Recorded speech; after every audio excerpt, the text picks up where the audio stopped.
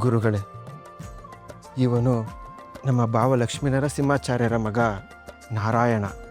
ತುಂಬ ಬುದ್ಧಿವಂತ. ಇವನು ನನ್ನ ಮಗ ವೆಂಕಟನಾರಾಯಣ. ಇನ್ನು ನಮ್ಮ ಲಕ್ಷ್ಮೀನಾರಾಯಣನ ಬಗ್ಗೆ ನಿಮಗೆ ತಿಳಿದೇ ಇದೆ. ಶ್ರೀಮಠದಲ್ಲಿ ವಿದ್ಯಾರ್ಜನೆಗಾಗಿ ಒಪ್ಪಿಸುತ್ತಿದ್ದೇವೆ. ಎಲ್ಲವೂ ಒಳಿತಾಗಲಿ ಶ್ರೀಹರಿ. ಇವರು ಯಾರು? ಇವರ ಪರಿಚಯ ನನಗಾಗಲಿಲ್ಲ. ಇವರು ನಿಮ್ಮ ಜೊತೆ ಇದ್ದವರೇ? ಹೌದು ಗುರುಗಳೇ, ಆತ ಶ್ರೀನಿವಾಸ, ಆಕೆ ಅವನ ಧರ್ಮಪತ್ನಿ ಪದ್ಮಾವತಿ. ಈ ಇರುವರು ಪೂರ್ವಾಶ್ರಮದಲ್ಲಿ ನಮ್ಮ ಕುಟುಂಬದ ಸೇವೆ ಮಾಡುತ್ತಿದ್ದರು. ನಮ್ಮ ಕಷ್ಟದಲ್ಲಿ ಭಾಗಿಯಾದವರು, ಅಲ್ಲೇ ಆಶ್ರಯವನ್ನು ಪಡೆದಿದ್ದರು. ನಂಬಿಕೆಗೆ ಅರ್ಹರು ಗುರುಗಳೇ. ಹಾಗೇನು? ಬಹಳ ಸಂತೋಷ ಗುರುಗಳೇ. ಇಷ್ಟು ದಿವಸ ನಾನು ನನ್ನ ಪತ್ನಿ ಅಲ್ಲಿಯೇ ಆಶ್ರಯ ಪಡೆದಿದ್ದೆವು. ನಮಗೆ ಯಾವ ಕುಂದುಕೊರತೆಗಳೂ ಉಂಟಾಗಲಿಲ್ಲ. ಆದರೆ ಇನ್ನು ಮುಂದೆ ಶ್ರೀ ಗುರುವೇ ದಾರಿ ತೋರಬೇಕು. ನೀವು ದಂಪತಿಗಳು ಬೇರೆಲ್ಲಿಯೂ ಇರುವುದು ಬೇಡ. ನಮ್ಮ ಮಠದಲ್ಲಿಯೇ ಸೇವೆ ಮಾಡಿಕೊಂಡಿರಿ. ಶ್ರೀಮಠ ತಮಗೆ ಆಶ್ರಯ ನೀಡುತ್ತದೆ. ಧನ್ಯೋಸ್ಮಿ ಗುರುಗಳೇ. ನಾವು ಕೃತಾರ್ಥರಾದೆವು. ಶ್ರೀಮಠದಲ್ಲಿ ನಮಗೆ ಆಶ್ರಯ ಸಿಕ್ಕಿದ್ದು ನಮ್ಮ ಪೂರ್ವಜನ್ಮದ ಪುಣ್ಯ. ಆ ಜನ್ಮ ಪರ್ಯಂತ ತಮಗೆ ಋಣಿಯಾಗಿರುತ್ತೇವೆ. ಗುರುಗಳೇ, ನಾವು ಧನ್ಯರಾದೆವು. ನಮ್ಮ ಮಕ್ಕಳು ಶ್ರೀಮಠದಲ್ಲಿ ಆಶ್ರಯ ಪಡೆದು ನಿಮ್ಮಿಂದ ವಿದ್ಯೆ ಕಲಿಯುವ ಅವಕಾಶ ದೊರೆತಿದ್ದು ಸುಕೃತವೇ ಸರಿ. ಗುರುಗಳೇ, ನಮ್ಮ ಮಕ್ಕಳನ್ನು ನಿಮ್ಮ ಮಡಿಲಿಗೆ ಹಾಕುತ್ತಿದ್ದೇವೆ.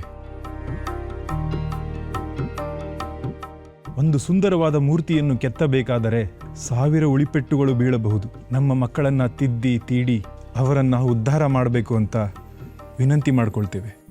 ಆಗಲಿ, ಅದಕ್ಕೆ ಎಲ್ಲ ವ್ಯವಸ್ಥೆಗಳನ್ನೂ ಮಾಡುತ್ತೇವೆ. ನಿಮ್ಮ ಮಕ್ಕಳು ಇನ್ನು ಮುಂದೆ ಶ್ರೀ ವಿದ್ಯಾಮಠದ ವಟುಗಳು. ಶ್ರೀಮಠವು ಅವರಿಗೆ ವಿದ್ಯೆಯನ್ನು ನೀಡುತ್ತದೆ. ಅವರ ಸಂಪೂರ್ಣ ಹೊಣೆ ಇನ್ನು ಮುಂದೆ ನಮ್ಮದು. ಅವರನ್ನು ನಾವು ನೋಡಿಕೊಳ್ಳುತ್ತೇವೆ. ನೀವು ಚಿಂತಿಸಬೇಡಿ. ಶ್ರೀ ರಾಘವೇಂದ್ರ ತೀರ್ಥರೇ ಅವರಿಗೆ ವಿದ್ಯೆ ಕಲಿಸಿಕೊಡುತ್ತಾರೆ. ತಮ್ಮ ಅನುಗ್ರಹ ಗುರುಗಳೇ. ನಮ್ಮ ಮನಸ್ಸು ತುಂಬಿ ಬಂದಿದೆ. ನಮ್ಮ ಮಕ್ಕಳ ಹೊಣೆಯನ್ನು ತಾವು ಹೊತ್ತುಕೊಂಡಿದ್ದೀರಿ. ಇನ್ನು ನಾವು ನಿಶ್ಚಿಂತೆಯಿಂದ ತೆರಳುತ್ತೇವೆ. ನಮ್ಮ ಮಕ್ಕಳ ಮೇಲೆ ನಿಮ್ಮ ಆಶೀರ್ವಾದವಿರಲಿ. ನಮ್ಮ ಆಶೀರ್ವಾದ ಸದಾ ಇದ್ದೇ ಇರುತ್ತದೆ. ಗುರುಗಳೇ, ನಾವು ಬಂದ ಕೆಲಸವಾಯಿತು. ಇನ್ನು ನಾವು ಹೋಗಿ ಬರುತ್ತೇವೆ.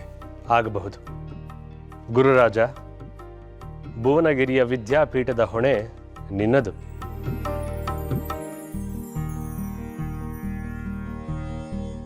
ವಿದ್ಯಾಪೀಠದ ಬಗ್ಗೆ ಹೆಚ್ಚಿನ ಗಮನವನ್ನು ನೀಡು. ತಮ್ಮ ಆದೇಶ ಗುರುಗಳೇ. ಶ್ರೀಹರಿ.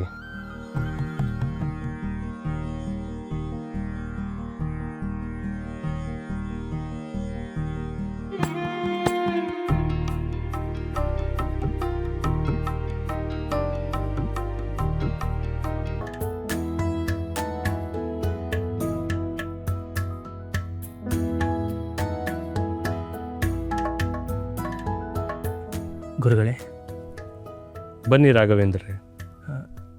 ಬರ ಹೇಳದ್ರಂತೆ? ಹೌದು, ನಿಮ್ಮ ಬಳಿ ಸ್ವಲ್ಪ ಮಾತನಾಡಬೇಕಿತ್ತು.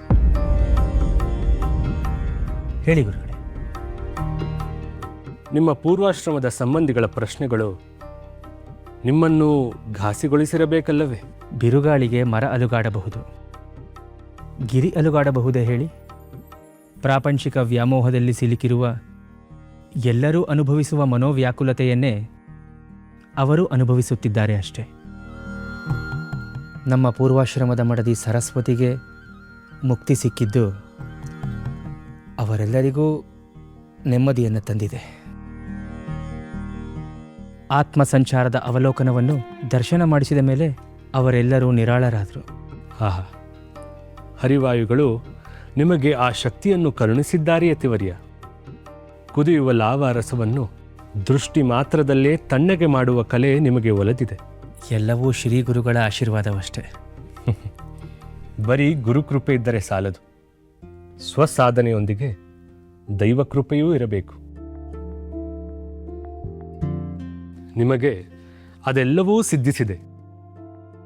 ಗುರುಗಳಿಗೆ ಗುರು ಸಾರ್ವಭೌಮರಾಗುವ ಯೋಗವಪ್ಪ ನಿಮ್ಮದು. ಪ್ರಸಾದವೆಂದು ಸ್ವೀಕರಿಸ್ತೇವೆ.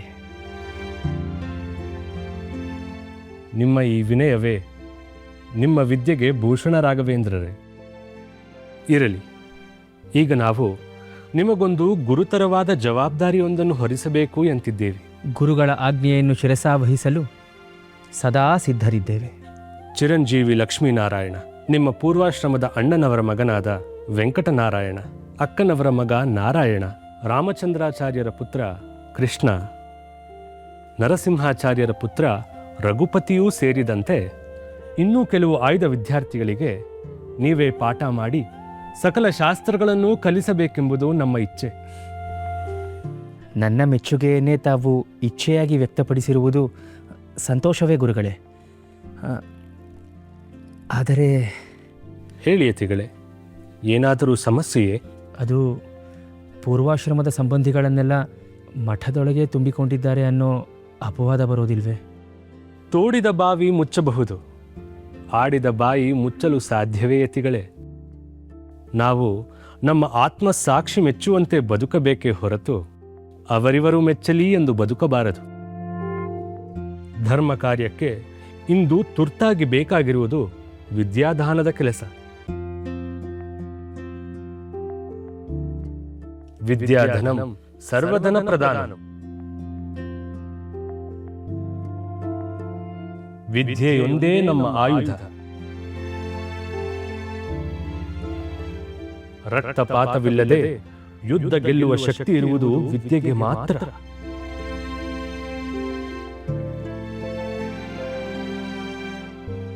ಆ ಕೆಲಸ ನಿಮ್ಮಿಂದ ಆಗಬೇಕಾಗಿದೆ. ಮಕ್ಕಳನ್ನು ಮಕ್ಕಳಾಗೇ ನೋಡಬೇಕೇ ಹೊರತು ಅವರು ಯಾರ ಸಂಬಂಧಿಗಳು, ಅವರು ಯಾವ ವರ್ಣೆಗಳು ಎಂದು ನೋಡಬಾರದು. ನಿಮ್ಮ ಪೂರ್ವಾಶ್ರಮದ ಸಂಬಂಧಿಗಳಾಗಿ ಹುಟ್ಟಿರುವುದು ಆ ಮಕ್ಕಳ ತಪ್ಪಲ್ಲ, ಅಲ್ಲವೇ? ನೀವು ನಿರ್ಮಲ ಚಿತ್ತದಿಂದ ಈ ಅಕ್ಷರ ಯಜ್ಞವನ್ನು ಪ್ರಾರಂಭಿಸಿ. ಗುರುವಾದವರಿಗೆ ಸಂಕೋಚವೂ ಒಂದು ಸಂಕೋಲೆಯೇ. ನೀವು ಅದನ್ನು ಮೀರಿದವರಾಗಬೇಕು. ಅಪ್ಪಣೆ ಗುರುಗಳೇ. ಶ್ರೀ ಹರಿವಾಯು ಗುರುಗಳ ಇಚ್ಛೆಯಂತೆಯೇ ಆಗಲಿ. ಶೀಘ್ರವೇ ಪ್ರಾರಂಭಿಸೋಣ. ಆಶೀರ್ವಾದ. ಶ್ರೀಹರಿ.